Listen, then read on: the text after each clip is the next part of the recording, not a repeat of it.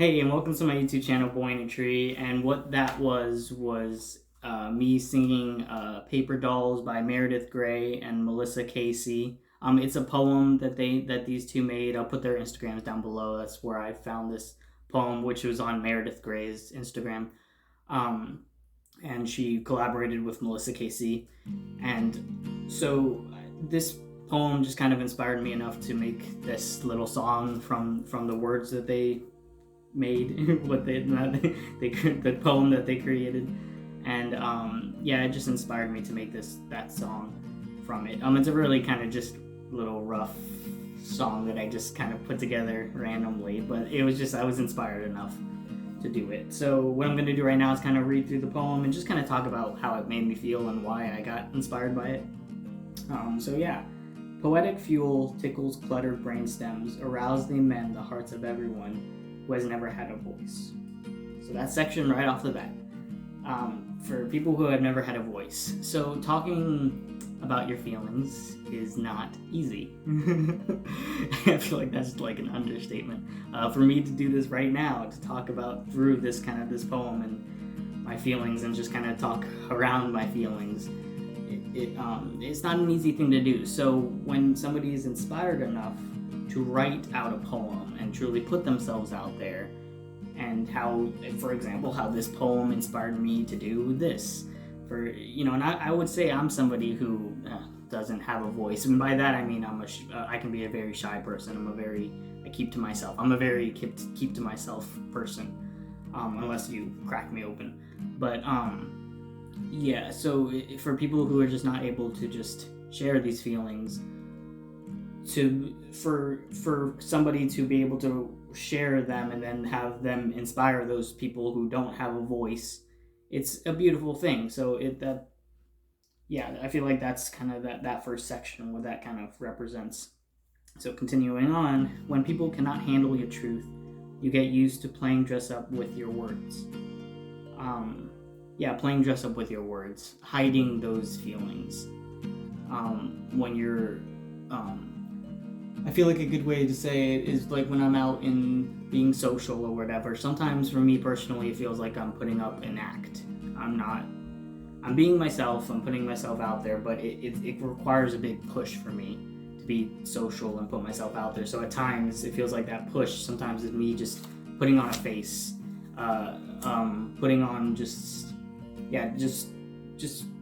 playing dress up with my words, just totally dressing up and pretending sometimes, and going around my feelings rather than talking directly about them. Avoiding those feelings, those true deep feelings. It's not easy to just be straightforward with them. It's easier sometimes to just go along with how everyone else is acting rather than sharing how you're feeling. So little paper dolls folded up and cast into the well of abandon, right where they'd have us stay.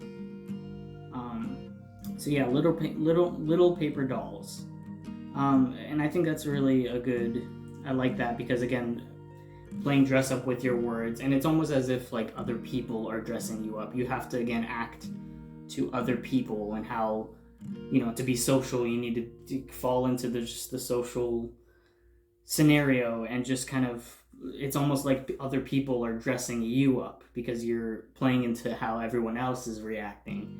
So you're just you're their little paper doll that they're dressing you up, and you're just being what they want you to be, and then folded up and cast into the well of abandon, right where they'd have us stay.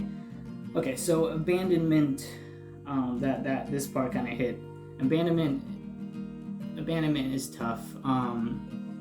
When it comes to, with feelings, I like to say that, or I like to think that there's extreme situations, there's not extreme feelings, if that makes sense.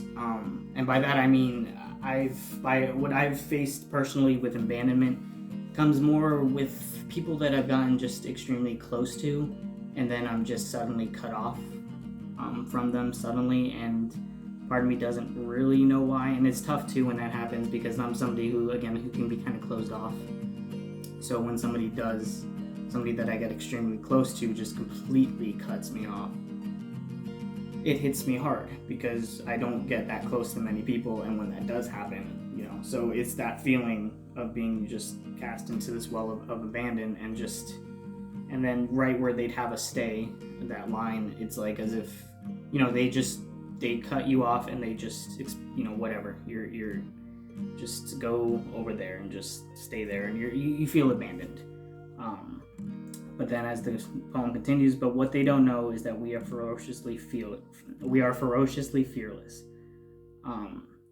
So, they'd have us stay, just down and wherever we are. But we, when we're abandoned, you have to fight back those feelings. We kiss the hand of death and dance circles around its guide.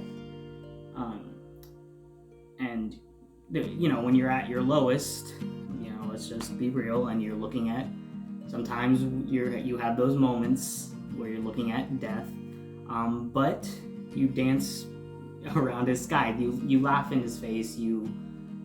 It's not worth it.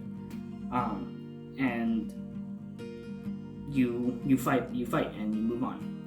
You move on with you keep going. No matter what, you keep going.